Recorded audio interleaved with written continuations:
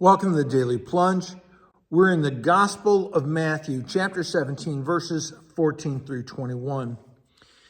As Jesus and Peter, James, and John are coming down off the mountain of Transfiguration, they're met by a crowd, and there with them is a man, a father, who is desperate. He comes before Jesus, he kneels down before him, he surrenders really in that sense as he kneels before him, and he's pleading for his son. Lord, Son of David, Lord, have mercy on my son, because he's got seizures, he's suffering greatly, and he often is falling into the fire, falling into water. And then he complains. He complains about the disciples. I brought him to the disciples, and they could not heal. Now, part of the understanding of this is it's not the church that heals. It's not the disciples who heals. It's God who heals. And part of the reason why the disciples are not able to do this is because they are not looking to the right power.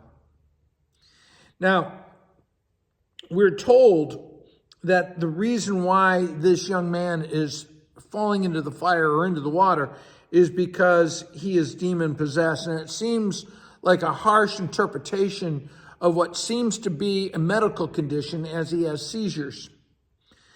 But we need to recognize that all the human illness of this world is caused, it stems from the sinful nature of humanity. I mean, think about it. Cancer is not a gift from God, right? Cancer is a byproduct of the sin of this world, of the stress, of the poison, of the ill health of this world, which is all caused by our rebellion against God in one way or another.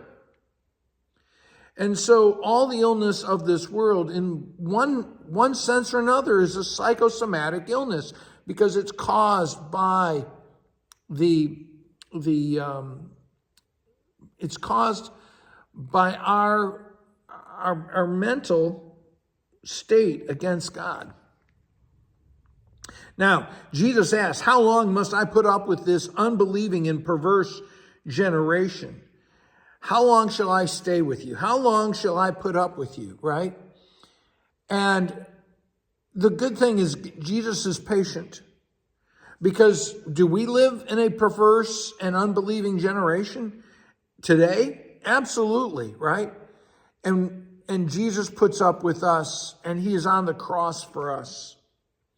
Now, after Jesus rebukes the demon, there is a demon in the boy, and he heals the boy right at that moment.